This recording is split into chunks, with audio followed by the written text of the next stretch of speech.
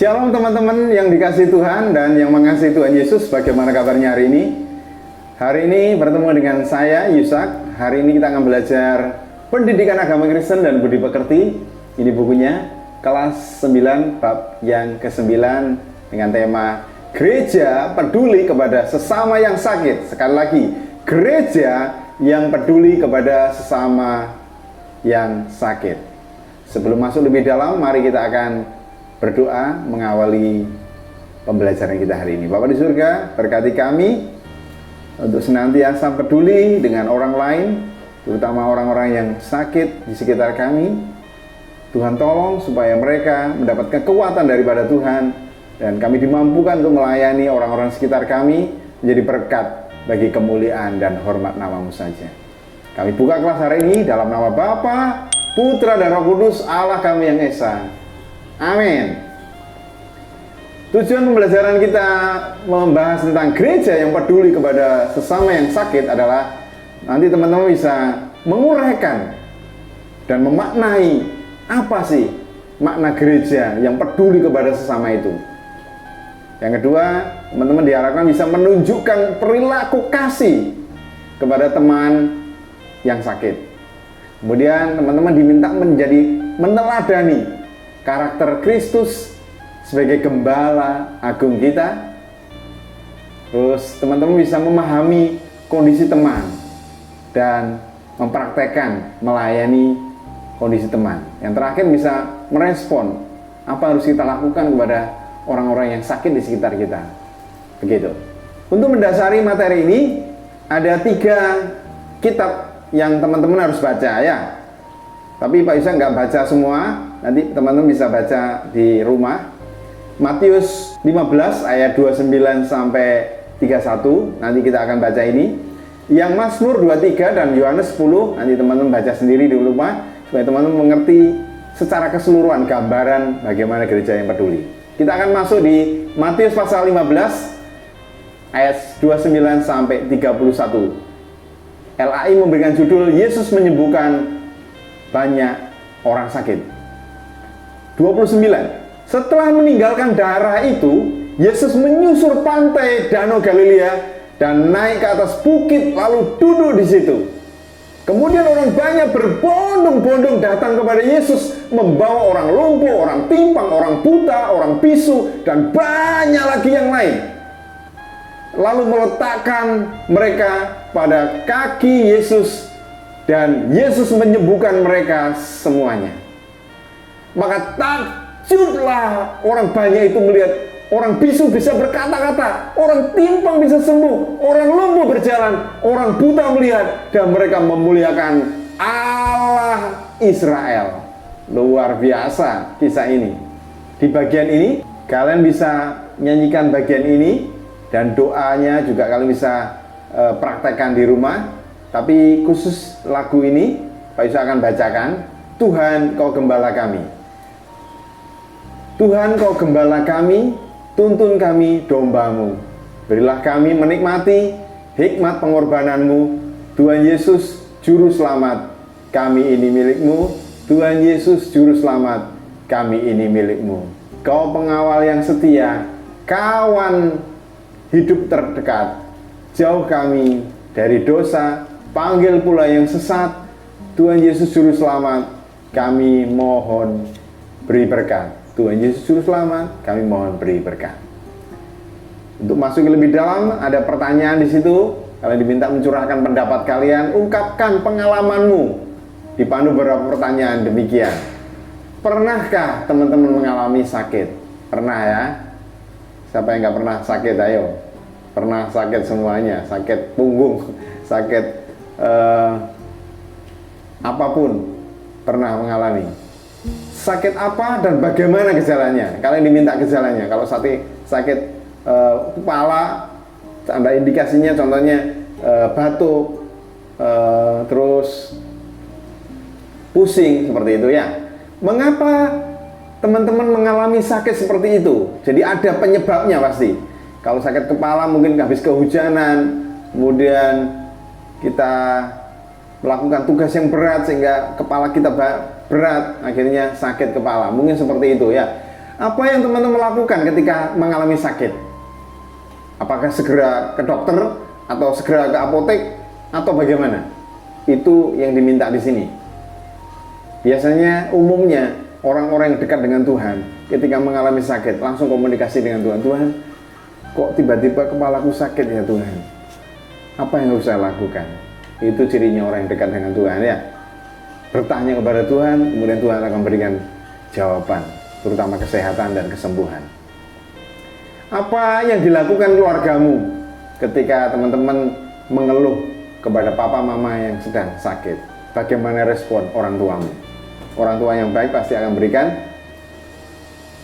respon yang baik. Pasti dalam kehidupan ini kita atau orang yang dekat kita pernah mengalami sakit. Entah sakit ringan, batuk, pilek, atau jatuh saat bermain.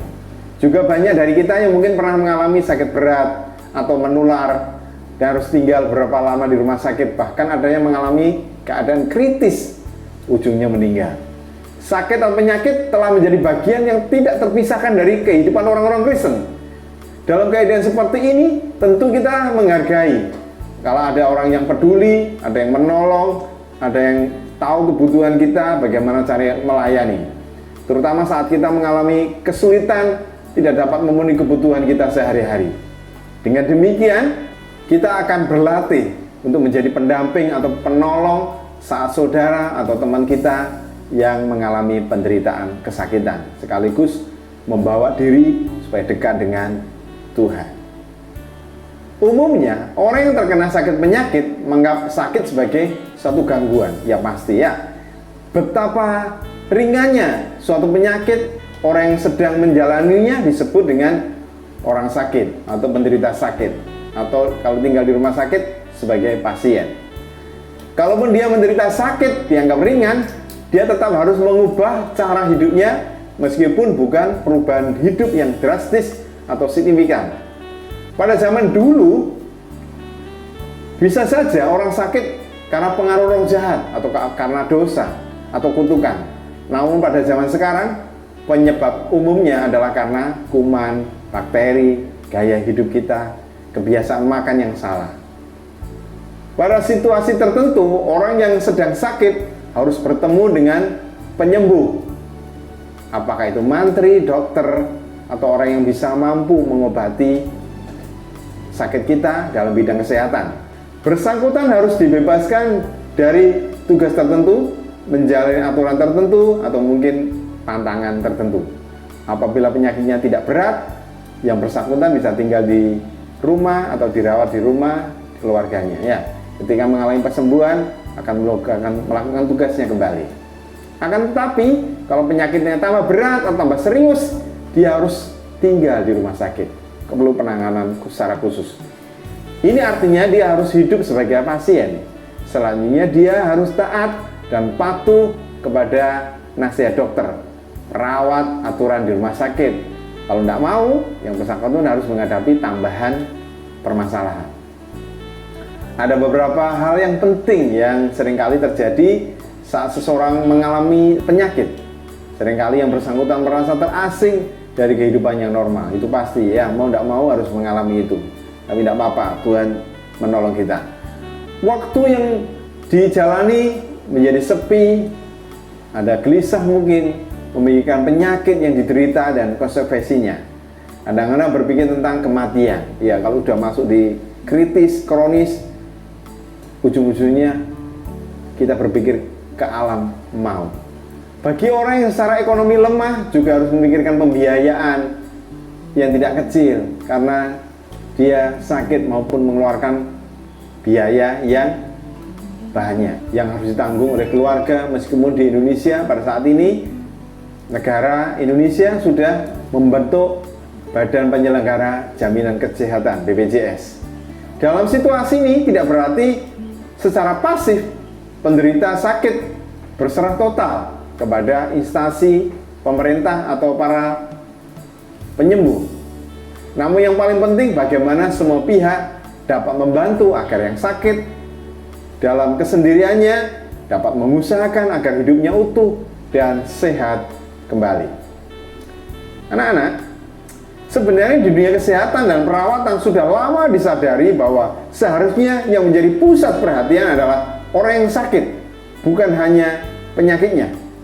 Tujuan utama dari perawatan bukan hanya menghilangkan penyakit, tetapi membantu orang yang sedang sakit. Satu definisi sehat yang terkenal dari Christian Medical Commission menyatakan bahwa sehat bukan hanya bebas dari penyakit atau gangguan fisik, melainkan keadaan yang baik secara keseluruhan, baik secara fisik, mental, maupun secara spiritual dan sosial. Dengan demikian, jika kuman sudah diobati dan hilang, atau kalau tangan yang terputus sudah dapat disambung kembali, ataupun tempurung lutut sudah diganti dengan tempurung plastik, tentu yang bersangkutan sudah mengalami sehat secara utuh. Kesehatan tidak hanya sekedar masalah fisik, namun juga kesehatan jiwa, sosial, dan mentalnya. Apabila kita sendiri sedang merasa sakit, misalnya sakit yang harus dirawat di rumah sakit, atau mungkin salah satu seorang keluarga atau teman kita harus dirawat di rumah sakit, bagaimana rasanya? Meskipun yang sakit tubuh kita, namun ternyata hal itu juga mempengaruhi relasi kita atau hubungan kita dengan orang tersebut. Karena mungkin kita tidak bisa lagi bekerja, tidak bisa sekolah. Kalau penyakitnya kita menular atau menjauhi orang tersebut. Sakit juga berkaitan dengan mental, psikisnya. Kita bisa mengalami sedih, takut, khawatir, dan kecewa. Di samping itu juga timbul suatu pertanyaan. Mengapa Tuhan memberikan penyakit tersebut kepada kita atau kepada orang lain? Atau di saat kita sendiri, kita akan merenungkan, apa sih maksud Tuhan dengan adanya penyakit yang kita alami itu? Hal ini berkaitan dengan aspek spiritual atau rohani kita. Kita masuk di Alkitab sekarang. Dalam perjanjian lama dan ataupun perjanjian baru, kita bisa menyaksikan kepedulian Allah terhadap umatnya, khususnya yang membutuhkan pertolongan dari Allah. Perjanjian lama atau baru sering diungkapkan Allah sebagai gembala agung kita. Apakah yang dimaksud dengan gembala? Satu bagian terkenal atau satu perikop yang terkenal adalah Tuhan adalah gembalaku, Mazmur 23. Pada pasal tersebut secara rinci Allah digambarkan sebagai seorang gembala yang memimpin, memelihara, dan mengasuh domba-dombanya, sehingga mereka mengalami keutuhan baik dimensi fisik, relasi sosial, psikis, dan spiritual. Yehezkiel pasal 34, Allah sebagai gembala menyerahkan tugas penggembalaan kepada para pemimpin Israel, tetapi mereka tidak melaksanakan tugas dengan baik.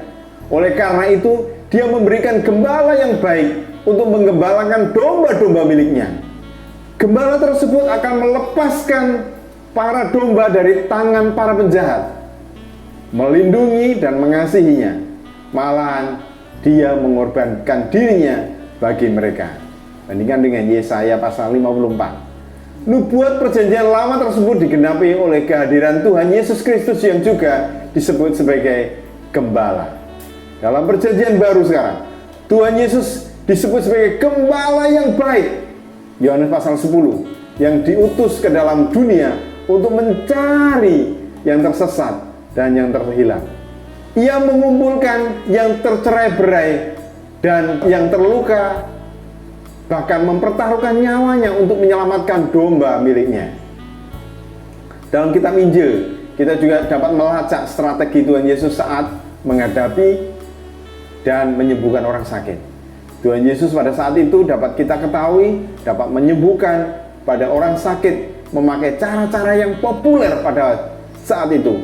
Misalnya dengan mengusir setan sebagai sumber penyakit, maupun membuat mujizat dengan mengoleskan tanah untuk menyembuhkan orang yang matanya buta. Tuhan Yesus juga bisa memakai cara-cara modern sebagaimana yang terjadi pada saat ini melalui berbagai cara. Penyembuhannya dilakukan selalu menuju kepada keutuhan. Meskipun pintu masuk penyembuhan dari aspek fisik, mental, psikis, sosial, dan rohani atau spiritual pada akhirnya bermuara kepada keutuhan. Misalnya Tuhan Yesus menyembuhkan banyak orang, menyembuhkan orang yang sebelah tangannya mati, menyembuhkan anak seorang perwira dari Kapernaum, menyembuhkan orang yang kerasukan setan, menyembuhkan orang lumpuh, menyembuhkan ibu mertua Simon Petrus dan orang lain, menyembuhkan perempuan sakit pendarahan, dan menghidupkan orang mati di Asia, orang yang sudah kehilangan nyawanya dikembalikan lagi oleh Yesus karena memang Dia adalah Tuhan.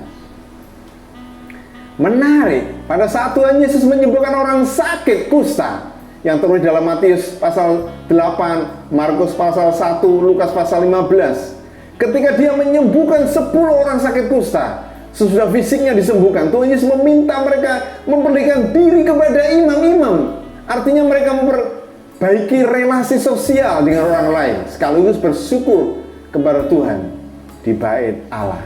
Itu menyangkut aspek spiritual. Masih banyak lagi kitab Injil mengungkapkan Tuhan Yesus menyembuhkan berbagai macam penyakit yang pada akhirnya menyembuhkan Dia menuju kepada kehidupan yang utuh. Seluruh kehidupan totalitas manusia diperhatikan oleh Allah. Sikap Tuhan Yesus dalam menyembuhkan inilah yang seharusnya kita teladani sebagai orang-orang Kristen, remaja Kristen. Ketika diizinkan Tuhan mengalami sakit, tujuannya agar kita dapat mengalami keutuhan, mengerti makna penderitaan, kesakitan itu. Perhatikan, ini ada gambar Tuhan Yesus Gembala yang agung sedang menyembuhkan orang lumpuh di kolam Bethesda. Ini kisah yang terkenal karena kolam itu suatu saat digoncangkan oleh malaikat dan kolam itu bergerak, ada goyangan gitu, dan orang yang pertama kali lompat di situ, orang itu yang masuk. Sehingga ada banyak orang di sini adalah orang-orang yang menunggu satu saat ada goyangan kolam itu, dan ketika kolam itu bergerak karena digerakkan oleh malaikat, dan orang yang pertama itu yang sembuh. Orang dua umumnya tidak sembuh, tetapi jika Tuhan izinkan dia bisa juga sembuh. Itu kisah di sini. Ada pertanyaan diskusi di sini ya. Kalian diminta untuk diskusi dalam kelompok. Diskusikan dalam kelompok kecil pertanyaan ini. Apakah teman-teman pernah mengalami karya Tuhan? Diizinkan sakit maksudnya. Kemudian teman-teman mengalami kesembuhan. Pak Ishak pernah sakit 2 minggu di rumah sakit, dan masa-masa itu masa penantian. Tuhan, jadikan aku mengerti apa maksud di balik sakit penyakitku, dan Tuhan sembuhkan saya sehingga nama Tuhan dimuliakan. Bila pernah, berikan contoh pengalamanmu, ceritakan nanti ya dalam hidupmu bahwa Tuhan adalah gembala kita, pemimpin kita, dan kesaksian itu sampaikan kepada temanmu, kepada gurumu terutama, supaya dinilai karya teman-teman. Dan yang terakhir, kalian diminta untuk bagaimana respon sikap teman-teman kepada Tuhan sebagai gembala agung. Bagaimana respon kalian? Sampaikan di situ. Sebagai orang Kristen, kita perlu memahami keberadaan kita sebagai manusia, baik diri kita maupun orang lain yang kita layani. Secara sederhana, kita dapat ungkapkan keberadaan manusia itu memiliki dimensi fisik, mental, psikis, sosial, dan spiritual atau rohani. Oleh karena itu, hendaknya manusia dipandang sebagai makhluk yang utuh, di mana dimensi-dimensi tersebut sesungguhnya saling mempengaruhi dan berkaitan. Oleh karena itu, bila kita melakukan pelayanan bagi sesama kita, apakah itu teman kita atau orang-orang di gereja, teman-teman kita di gereja, tetangga, maupun keluarga besar kita, seharusnya harus sadar akan keutuhan kita sebagai manusia dan memperhitungkan dimensi satu dengan dimensi yang lain. Kita harus mengakui keterbatasan kita, dan kita tidak mungkin dapat menangani seluruh dimensi aspek hidup kita dari orang yang sakit yang kita layani. Dalam pandangan holistik secara menyeluruh, manusia tidak bisa dipersempit keberadaannya hanya sekedar sebagai penyakit tertentu atau kasus tertentu, karena yang kita pedulikan bukanlah penyakit atau masalah tertentu saja, melainkan manusia secara utuh. Juga sesama kita tidak dapat didekati secara sempit dengan menekankan satu dimensi tertentu saja, misalnya hanya dimensi fisik saja, dan tidak mempedulikan dimensi yang lain, misalnya psikologi, sosial, dan spiritualnya.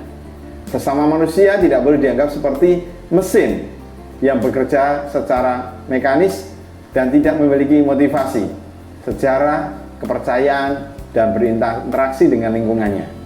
Jadi, dimensi-dimensi tertentu dalam kehidupan manusia sebetulnya memiliki makna bila ditempatkan dalam keseluruhannya. Dengan demikian, penyakit atau persoalan tertentu sesungguhnya menjadi bagian utuh dari seluruh kehidupan seseorang yang memiliki sejarah, nilai, kepercayaan, hubungan, dan interaksi tertentu. Pandangan ini sebenarnya merupakan suatu tanggapan yang menganggap manusia dari pandangan parsial, hanya menekankan bagian tertentu saja, mekanistik dan linear, serta reduktif. Kita bisa mengidentifikasi beberapa dimensi penting kehidupan manusia dan mempertimbangkan bagaimana kita bisa melayaninya. Dimensi tersebut antara lain, yang pertama dimensi fisik. Dimensi ini berhubungan dengan bagian yang tampak dalam kehidupan kita. Dimensi ini terutama berkaitan dengan relasi manusia dengan bagian luarnya. Dimensi ini dapat dijelaskan dan dilihat, disentuh, diraba, dan diukur.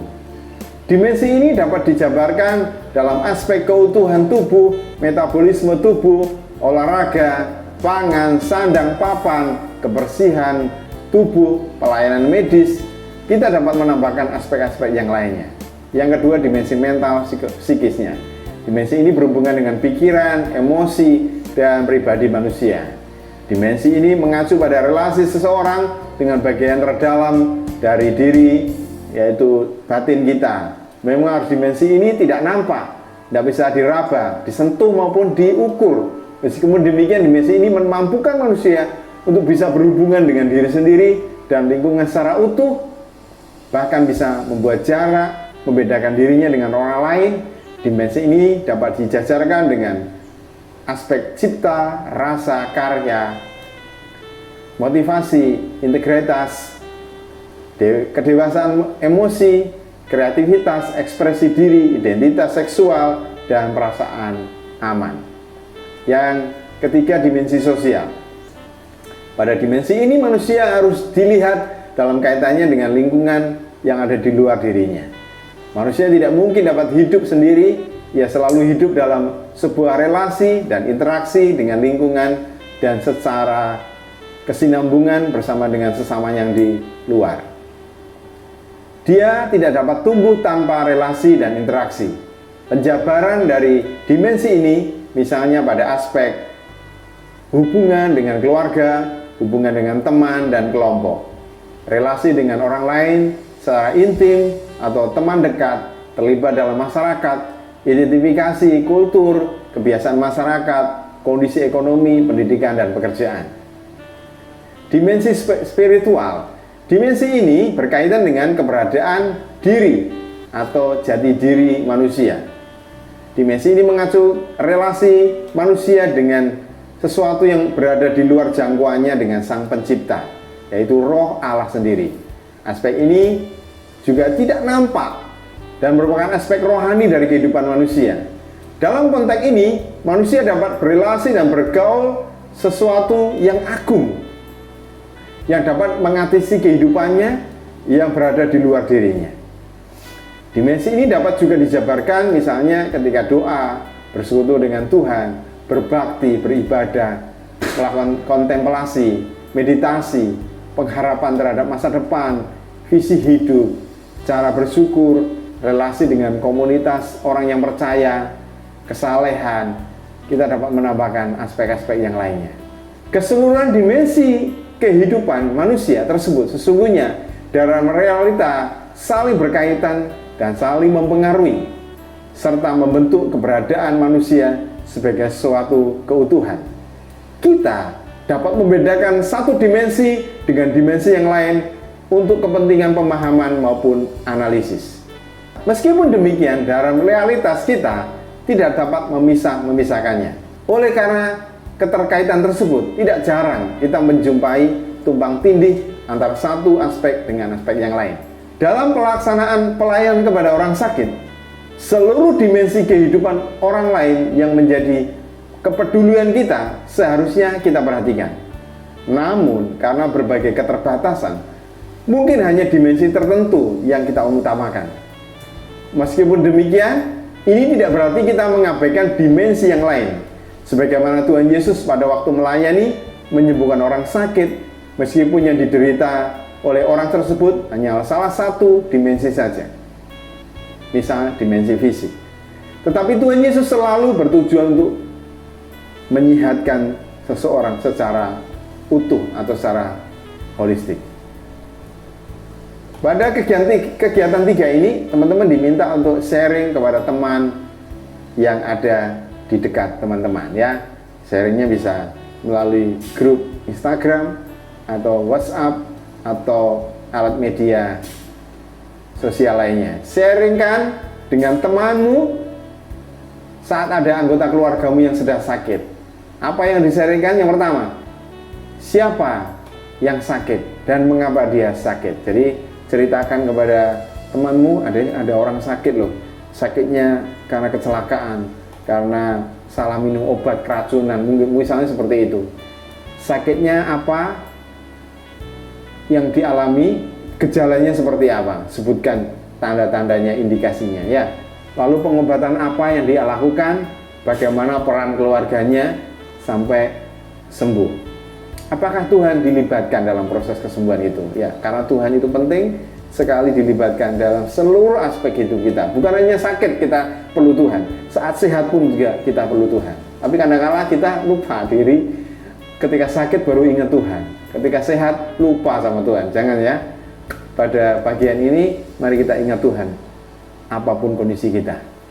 Sebagai seorang yang peduli kepada orang sakit, sudah pada tempatnya kalau kita seharusnya memperhatikan semua dimensi kehidupan orang yang kita layani. Dengan demikian, kita bisa belajar menemukan cara untuk membantu atau berelasi dengan yang bersangkutan. Seharusnya kita peduli kepada kondisi orang yang kita layani agar dapat menanggapi kebutuhannya. Kondisi tersebut bisa dijabarkan sebagai berikut. Yang pertama, berbagai jenis penyakit yang dialami. Apakah penyakit yang diderita itu penyakit ringan atau berat, menular atau tidak. Jadi kalau menular, jangan dekat-dekat. Maksudnya demikian. Penyakit dengan tahapan tertentu, misalnya kanker dini, tahap lanjut, atau harapan. Artinya sudah mendekati meninggal. Yang kedua, berbagai watak dan situasi psikisnya. Ada orang yang takut, frustasi, cemas, kesepian, merasa terasing, sulit, rewel, stres. Perhatikan ini.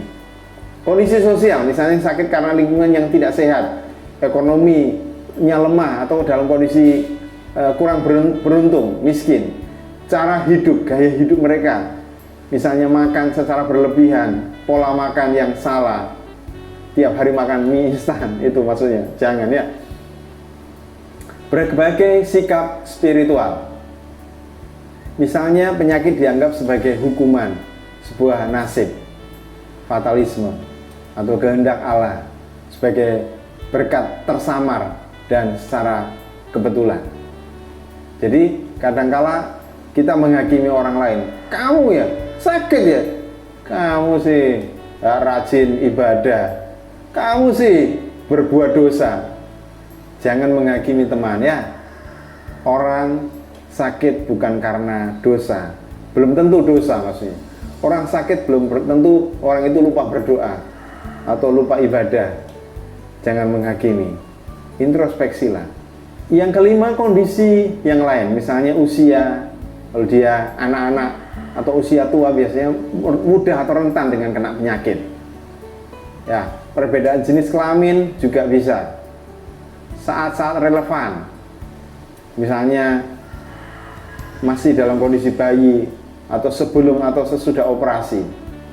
Jadi saat kritis menjelang kematian. Nah, ini ada contoh gambar memberikan karangan bunga kepada teman orang lain sebagai bentuk kasih kita, peduli kita, empati kita kepada orang lain, ya. Anak-anak, pada bagian 4 kalian diminta menanggapi harapan orang sakit, ya. Apabila kita sedang sakit, apa yang kita harapkan dari orang lain pada saat dia mendampingi atau menolong kita? Jadi kita sedang sakit di rumah atau di kamar rumah sakit, kita butuh apa sih dari orang lain?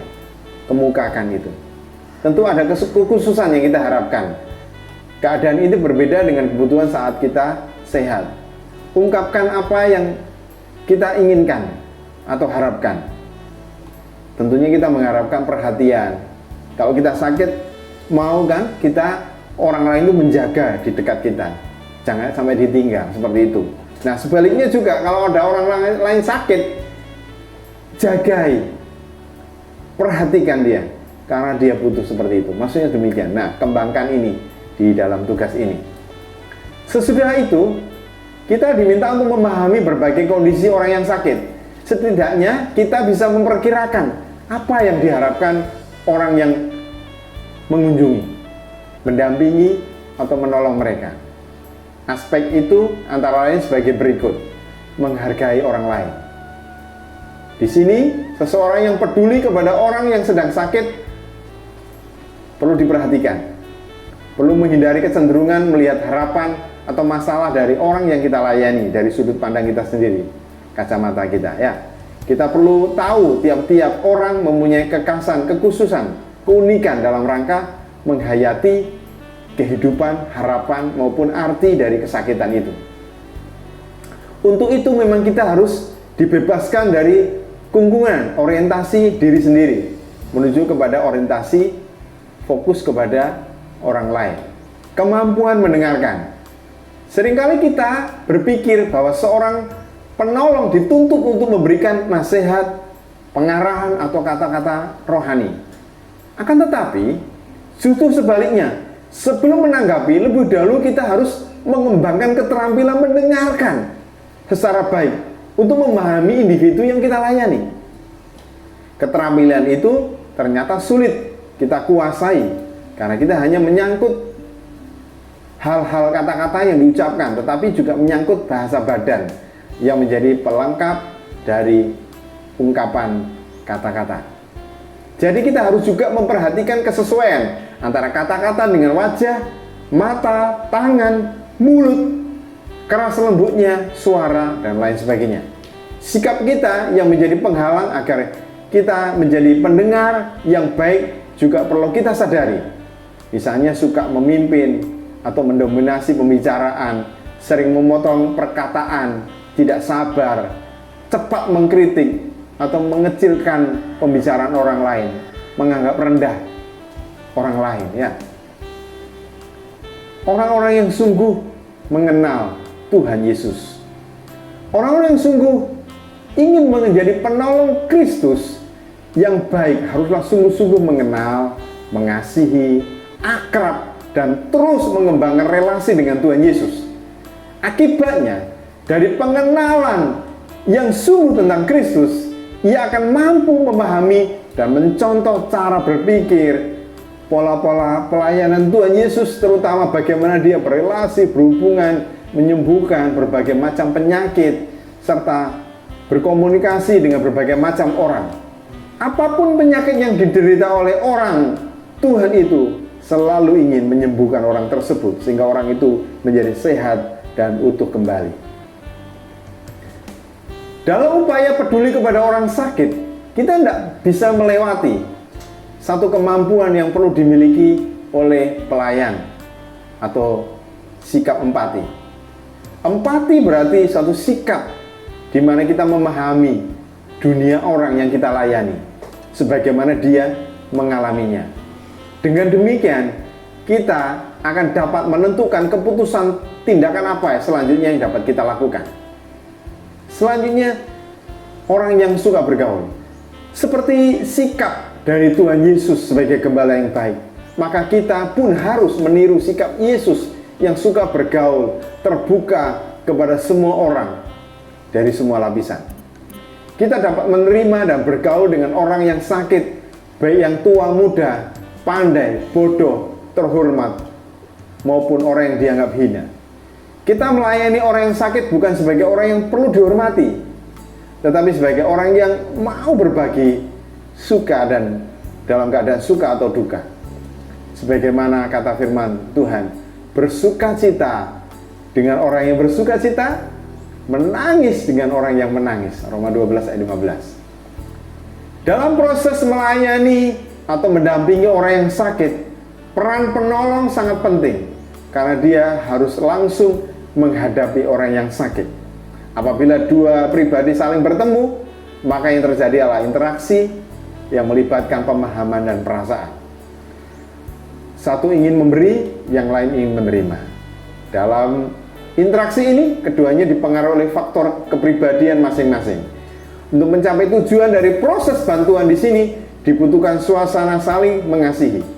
Sebagaimana diungkapkan oleh Hiltner, bahwa salah satu dasar untuk menjadi effective helper adalah liking people.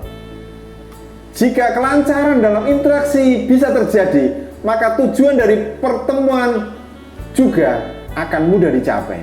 Mengasihi orang lain yang sedang dihadapi perlu dimiliki oleh penolong. Dan sikap ini perlu diekspresikan dalam mendampingi orang-orang yang sakit. Teman-teman, di bagian kegiatan 5 ini, teman-teman diminta untuk merefleksikan diri, mengenali diri teman-teman, dengan mengidentifikasi kekuatan dan kelemahan teman-teman, bagaimana dalam kepedulian teman-teman terhadap orang yang sakit, terus bagaimana cara mengatasi kelemahan tersebut. Teman-teman bisa jawab dengan versinya teman-teman, tapi Pak Ishak akan berikan clue-nya. Menurut Pak Ishak, kalau Pak Ishak ini punya kelemahan ketika ada kondisi, ada orang yang sakit, umumnya Pak Ishak langsung iba dan peduli. Cuma sisi lain, kelemahan Pak Ishak, kalau orang itu rumahnya jauh, Pak Ishak sih kadang-kala malas untuk datang. Ya, terus solusinya bagaimana? Sebenarnya jauh atau dekat tidak ada hubungannya sebenarnya. Tetapi karena ini kisah nyata, realita, kalau orang itu teman dekat kita, keluarga kita, walaupun rumahnya jauh, solusinya ya kita datangi. Kalau perlu naik motor ya perlu naik motor, perlu mobil ya mobil. Kalau luar kota ya harus naik bus atau kereta api ya. Solusinya seperti itu, diminta untuk solusinya bagaimana. Yang kedua, memberikan donasi. Kelemahannya kalau tidak punya uang ya tidak bisa memberikan donasi. Ya terbuka saja, kalau tidak punya uang, katakan tidak punya uang. Kalau punya uang ya berikan donasi. Gitu. Yang ketiga, kalau orang yang sakit itu dalam kondisi yang koma, ya kita jagai. Tapi kalau orang itu bisa interaksi, tapi tidak bisa makan, ya kita nyuapin. Nah, kelemahannya, kadang-kala kita melayani orang-orang yang sakit itu minta ini, ribet gitu. Nah, kadang-kala kita juga, kadang-kadang frustasi juga sebagai penjaga, sebagai pelayan. Tetapi pelayan yang baik melayani apapun yang dia minta. Tapi kalau itu permintaannya melanggar aturan kesehatan, terutama kesehatan dari yang sudah dianjurkan dokter, tidak boleh misalnya tidak boleh makan pedas-pedas, tidak boleh banyak garam atau manis-manis karena diabetes, ya kita tidak boleh melanggarnya itu, ya seperti demikian. Kemudian kita mau menunggu ketika seorang itu sakit di rumah sakit atau di rumah, mau menjaga, menunggu di rumah sakit. Tapi kadang-kala kemanusiaan kita muncul. Kalau ada keluarga kita atau orang yang kita kasih terbaring di rumah sakit dan 1 hari nggak sembuh, 1 minggu nggak sembuh, 1 bulan nggak sembuh, kadang-kala kita juga gelisah. Kadang kita akhirnya muncul, aku nggak bisa jaga, seperti itu kelemahan kita. Tapi kita berusaha untuk menjaga terus ya. Yang terakhir kita bisa menghibur, menguatkan. Karena orang yang sakit itu selalu lemah semangatnya, kebanyakan, tidak semua memang. Kita memberikan ayat-ayat firman Tuhan bahwa hati yang gembira adalah obat yang manjur, sukacita. Jadi kalau kasus khusus ada penderita yang sakit yang menular, hati-hati, kita tidak boleh menemani karena bisa menular. Infeksi apapun bisa menular tubuh kita. Itu. Baik, anak-anak, materi Bapak sudah selesai. Tiba saatnya Bapak akan berikan rangkuman untuk materi bagian ini. Dalam kehidupan ini, kita atau saudara kita pasti pernah mengalami yang namanya sakit. Sesungguhnya pada saat kita sakit, bukan hanya masalah fisik yang kita hadapi, tapi juga masalah mental, psikologi, sosial, dan spiritual. Kita dipanggil untuk mendampingi sesama kita, orang lain, teman kita, keluarga kita yang sakit. Kita harus terpanggil untuk melayani. Sebagai orang Kristen, kita dituntut untuk meneladani karakter Kristus. Untuk melayani, menemani, berikan perhatian kepada orang-orang yang sakit. Jadi dari mana asalnya orang itu mengalami sakit?